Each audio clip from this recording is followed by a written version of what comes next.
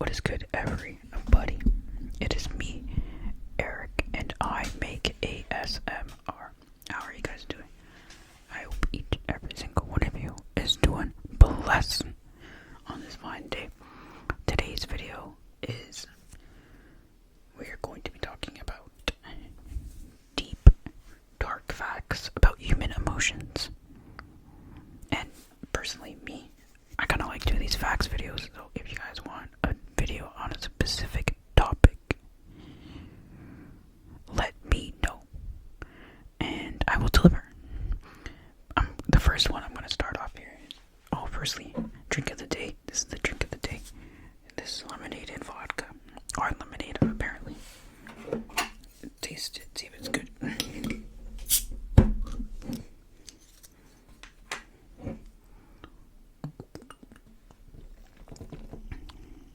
Pretty fire. It tastes like lemonade. Okay. The first fact of the day, this is where this whole video was inspired from, is that, did you guys know that suppressing your emotions over the course of a long time, or even a lot in a short period, can actually affect your memory and cause memory loss? Let me get the specific, because I was wondering, I'm like, why am I so forgetful? Why do I forget a lot? Because my memory used to never be this bad. And then so suppressing emotions takes up mental resources, particularly from your working memory, the part of the brain that's used for reasoning and holding temporary information. If you're using energy to push emotions down, they're less available for things like concentration, decision making, and remembering instructions. Emotions typically enhance memory formations. Emotions, especially strong ones, typically enhance memory formation because they trigger the amygdala and hippocampus parts of the brain involved in storing memories. When you suppress emotions, you dull the emotional response. This weakens the signal that tells your brain this is important to remember. Results, memory may not consolidate properly. I'm like, that makes so much. It's not an ADHD thing or anything.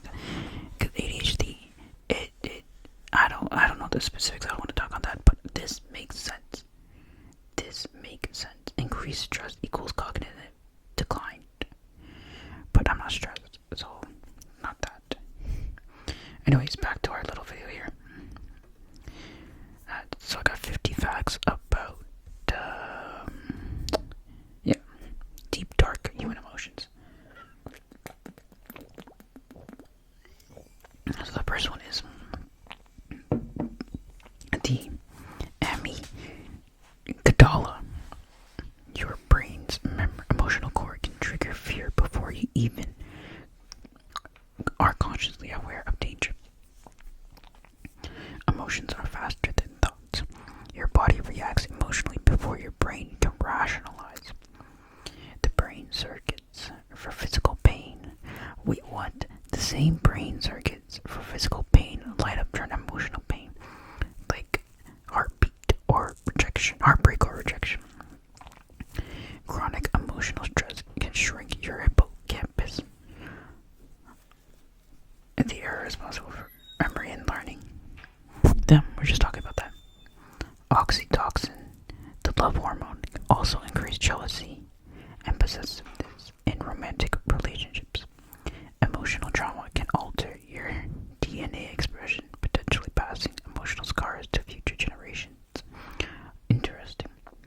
Emotional trauma can alter your DNA expression, potentially. I just read that one, bro. Suppressing emotion doesn't make them disappear. They often come back stronger and more damaging. That's true. Your body can store emotional trauma, leading to chronic tension or illness in absence of physical injury. Fake smiles can still activate emotional circuits, sometimes by tricking your brain into feeling happy. Crying releases stress hormones, which is why people often feel better after a good cry.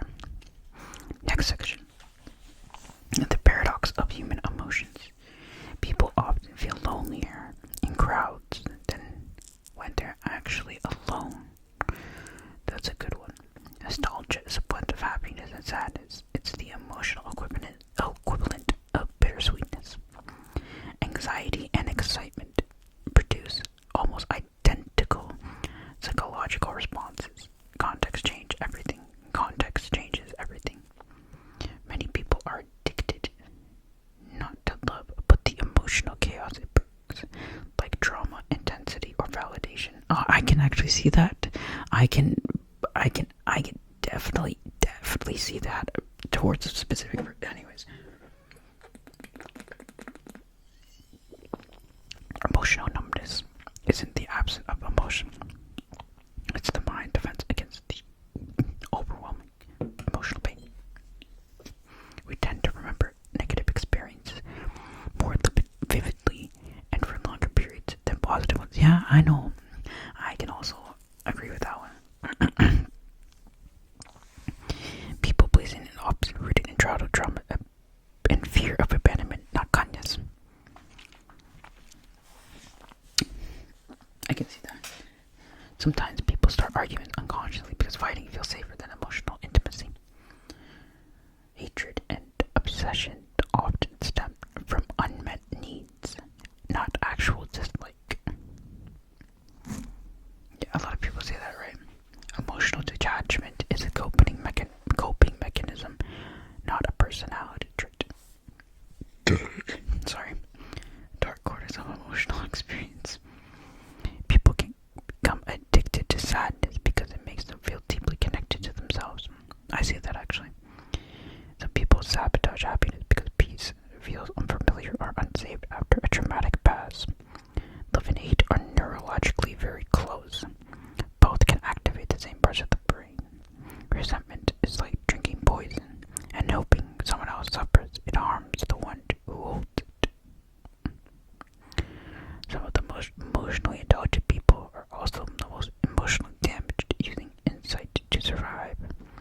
A broken heart can lead to broken heart syndrome, a real temporary heart condition caused by extreme grief. I think I have that low-key. Not even low-key, high-key. Children often mirror the emotional state of their parents, whether it's anxiety, anger, or depression. Emotional manipulation is so subtle that victims often blame themselves. Many people fear being seen and understood more than being ignored. Trauma bonding can make people emotionally attached to their abusers, confusing pain with love. Yikes. Emotion in society and culture. Most people don't feel safe expressing vulnerability because society equates it with weakness. Anger is often a secondary emotion beneath it. It's usually pain, fear, or shame. Capitalism profits off emotional insecurity, selling products to fix feelings we don't understand. Toxic positivity can just be harmful as a negativity. Denying valid emotions create emotional repression.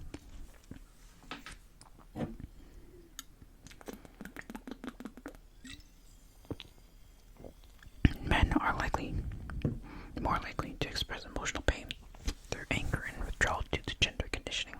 I think we all know that. Cultural norms. Actually, you know what? Let me say something about that, actually. For me personally, I used to be an angry person. Now I'm not angry anymore. Do I withdraw? I withdraw to come back to it with a level head, if you know what I'm saying. Because emotions cloud your judgment. If you don't allow the emotions to cloud your judgment, you can think straight and, say what you gotta say properly and not out of emotion. So yes, I withdraw. I don't withdraw, I hold back. I suppress my emotions. But I come back later and say what I have to say properly without lashing out, you know what I'm saying? Cultural norms can suppress certain emotions by discouraging sadness in the West or anger in the East. Social media intensifies emotional high and lows, often leading to greater comparison and anxiety. Many people see... Actually, let me talk about that again. as soon as you start comparing your relationship to things you see online, you're cooked. You cooked your relationship. You ruined your relationship. Doesn't matter if you're in a relationship with that person for the next year or two. You fucked up your relationship as soon as you start comparing it to social media. You fucked up. And you're gonna forever you're gonna forever, at the back of your mind, even if you stop watching, even if you delete TikTok or whatever, at the back of the mind, the comparisons will always be there. And that will greatly impact your relationship moving forward. Not speaking from experience or anything. Not me. No. Social media and narratives said that many people seek romantic love to heal inner wounds, but unhealed trauma often leads to repeated patterns. Emotional labor, managing your feelings to serve others, is often expected from women in society. Many emotional struggles are systematic, not personal, but we are conditioned to blame ourselves. That's interesting, actually. The final section here: emotion in relationship and self.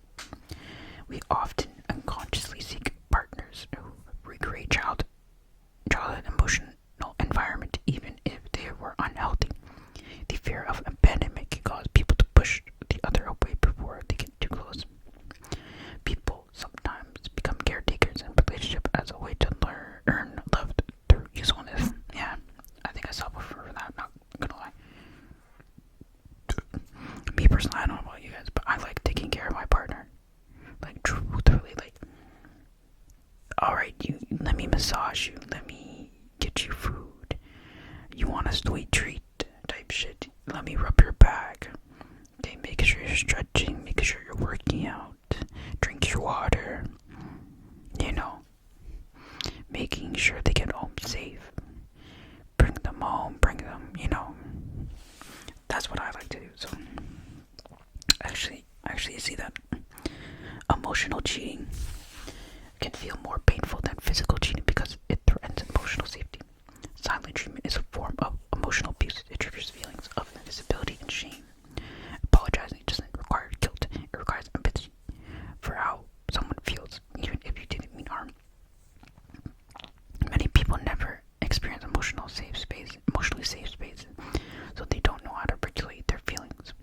Self-sabotage often comes from the belief that you're not worthy of success or peace.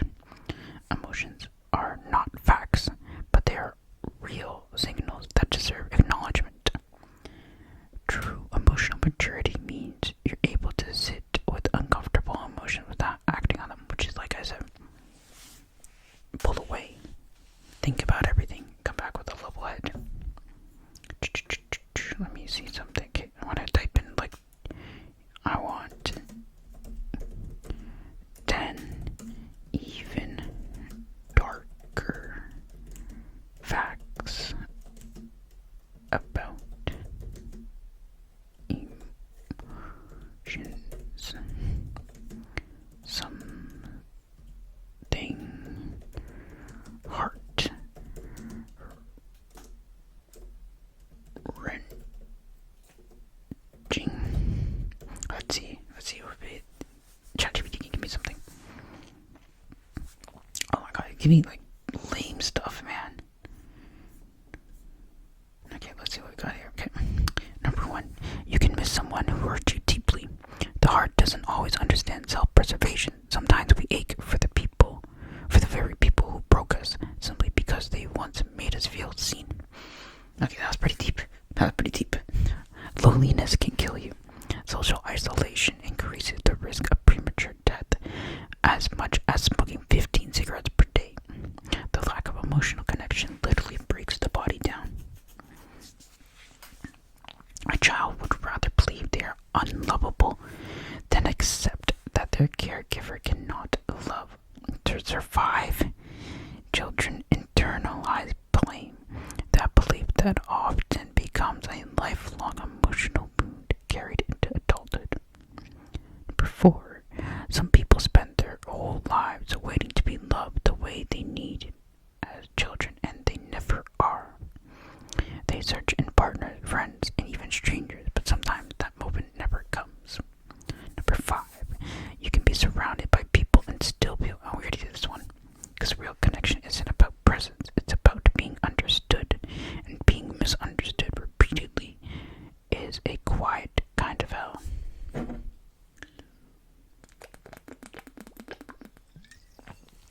You can grieve as someone who is still alive, whether it's through emotional distance, mental illness, addiction, or betrayal. Losing someone without death can be even more painful because there's no closure, only haunting. I relate to that one.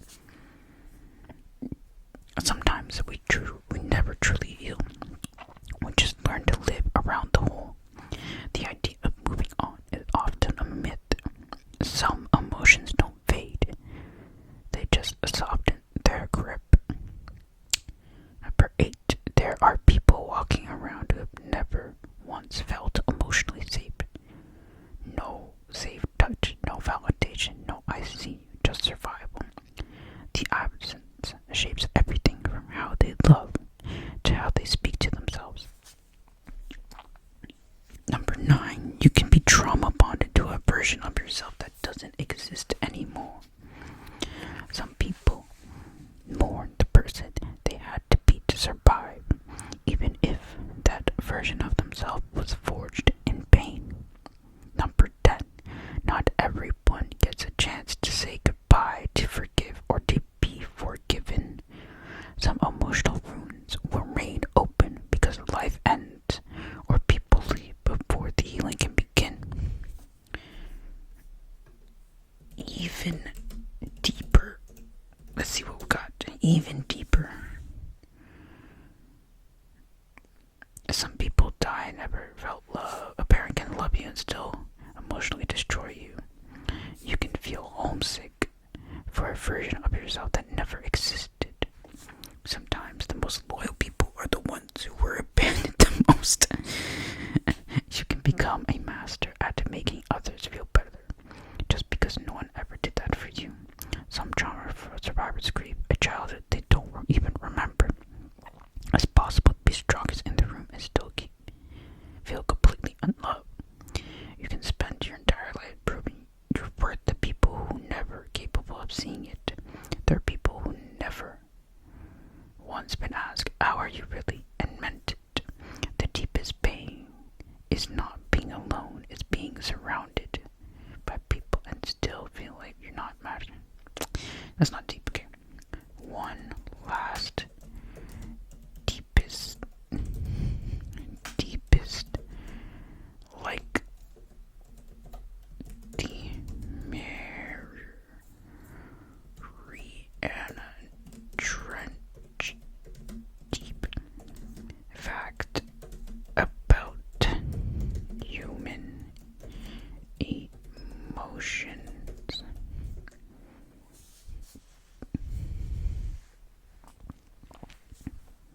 Okay, let's see. This is supposed to be the deepest, okay? Sometimes the deepest grief isn't for someone else. It's for the parts of yourself you had to bury to survive. The child who had to become quiet to avoid punishment. The joy you silenced to be taken seriously. The softness you abandoned because the world only respected hardness. It's a grief with no funeral, no name, just a quiet ache where you used to be whole. Man, that doesn't sound deep. What do you guys think though? Do you guys think it's deep? Do you guys like this video?